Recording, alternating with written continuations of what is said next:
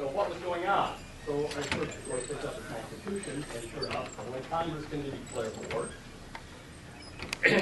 But I started reading through the whole Constitution and became aware that there were lots of things going on that aren't allowed in the Constitution. And I was just shocked.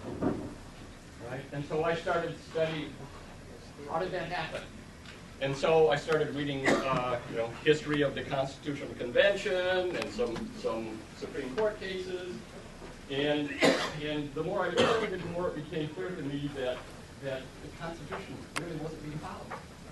Not the way it was intended by the framers. Why is that so important?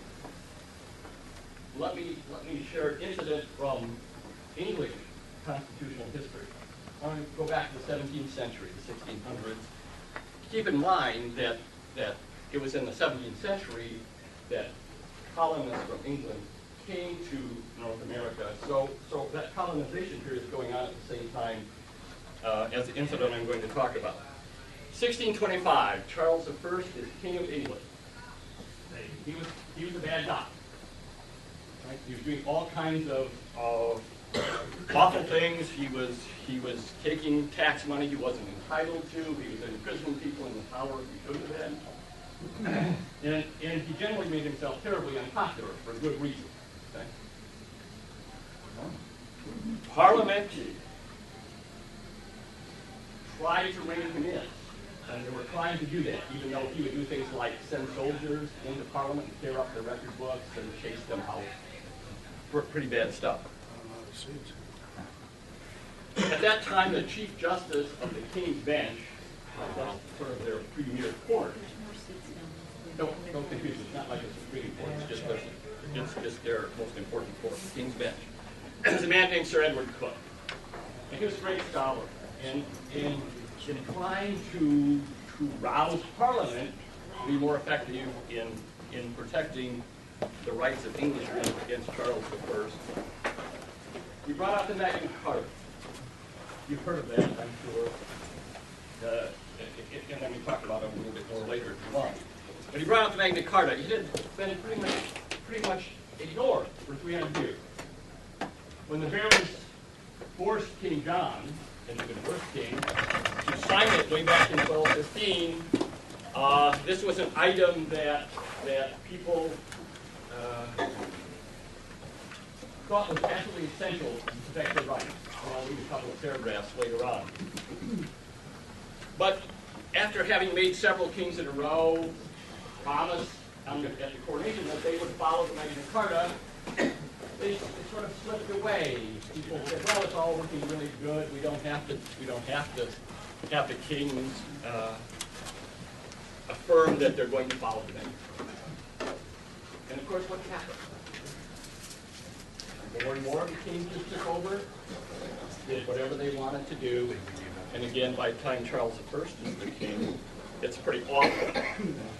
So Sir Edward Coke, not only a justice but a great scholar, gets Magna Carta out and brings a copy of it and brings it into Parliament.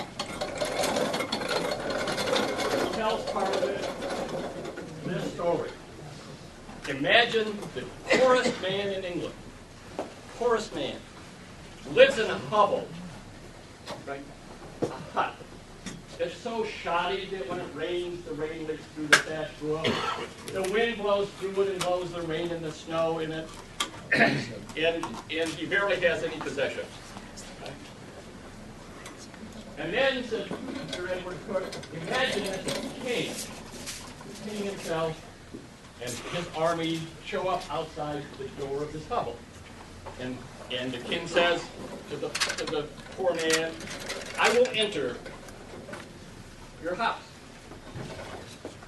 And Edward Coke says, imagine now that all he has to do is reach down and pull out a copy of the Magna Carta and hold it up in front of the king and his army and can say, "No, you can't come in. It's mine." And that piece of paper stops it. Unfortunately, by the 17th century, it wasn't stopping anybody. Edward Coke said, "Look what happened. When that paper is no longer strong enough to stop the king, you're no longer free. The king has become a tyrant, you've lost all your liberty. And he said to Parliament, if you allow this to happen, you're no longer free. You have lost all your liberty. So Parliament then went on a civil war and a revolution, overthrew Charles I and killed him,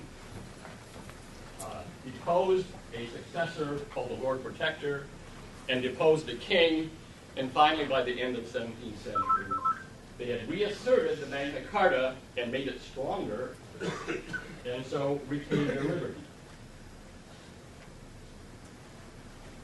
How is that relevant to us? I'm sorry to say that our Constitution is being ignored, in my opinion, to the same extent that Magna Carta was being ignored in the reign of Charles I. Can you hold up the Constitution now and say to Congress, you can't do that? To the President, you can't do that? Even to the Supreme Court, you can't do that. Would it have any effect? Doesn't seem to be, right? So we're in the same position. We're not Parliament, but we're in the same position if we don't stand up for the Constitution the way the English Parliament stood up for Magna Carta. We're going to lose our freedom. We're going to lose our liberty. That's kind of a terrible thing to think about, isn't it? And I could never have imagined when I was growing up that it would ever come to pass that I would be concerned that we wouldn't be free anymore. But it seems to me that way. And interestingly enough, I think the framers of the Constitution intended for us to be the last bastion of the Constitution. If Congress fails, the President fails, if even the Supreme Court fails, and the states have failed too, it's the people's obligation to ensure that the Constitution is followed.